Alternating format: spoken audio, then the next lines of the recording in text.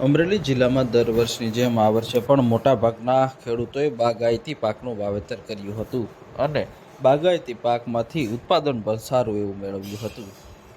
અમરેલી, ગીર સોમનાથ, જૂનાગઢ, ભાવનગર જિલ્લામાં મોટાભાગના વિસ્તારોમાં ખેડૂતો બાગાયતી પાકનું વાવેતર કરે છે અને લાખો રૂપિયાની કમાણી પણ બાગાયતી પાકમાંથી કરતા હોય છે.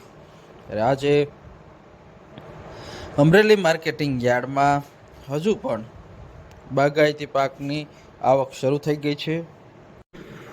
અમરેલી માર્કેટિંગ યાર્ડમાં કેસર કેરી તેમજ સાથે જ હાફૂસ કેરીની આવકની શરૂઆત થઈ છે.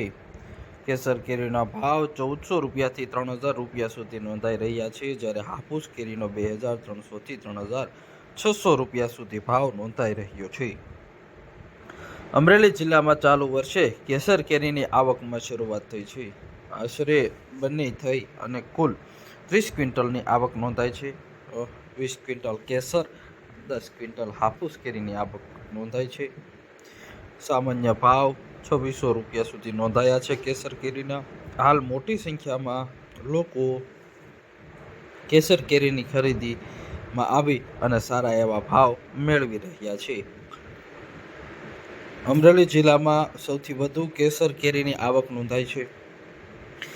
અમરેલી જિલ્લામાં કેસર કેરીની સાથે જ મોસંબી, સંતરા તેમજ અન્ય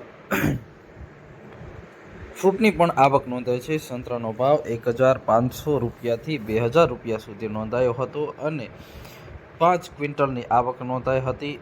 સરેરાશ ભાવ સંતરાનો 1800 રૂપિયા સુધી નોંધાયો હતો. તો સાથે જ મોસંબીનો પણ હરાજી કરવામાં આવી હતી અને મોસંબીનો ભાવ 1000 રૂપિયાથી 1400 રૂપિયા સુધી નોંધાયો હતો. 20 ક્વિન્ટલની આવક નોંધાઈ હતી. 1300 સામાન્ય ભાવ નોંધાયો હતો. મોટી સંખ્યામાં ખેડૂતો માર્કેટિંગ યાર્ડ ખાતે પહોંચ્યા હતા અને સારા ભાવ મેળવ્યા હતા.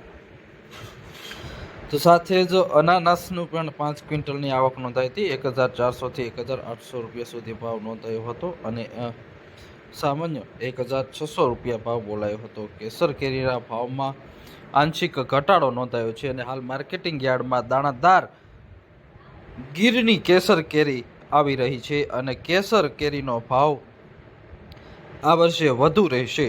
હાલ ફ્લાવરિંગ લેટ આવવાના કારણે માર્કેટમાં લેટ માલ આવી રહ્યો છે, જેથી કેસર કેરીના ભાવમાં સતત ઉછાળો જોવા મળી રહ્યો છે અને કેસર કેરીના ભાવ સતત ઊંચા રહ્યા છે. માર્કેટિંગ યાર્ડ તેમજ જાહેરમાં 200 રૂપિયા સુધીના 1 કેજીનો ભાવ હાલ ખેડૂતોને મળી રહ્યો છે.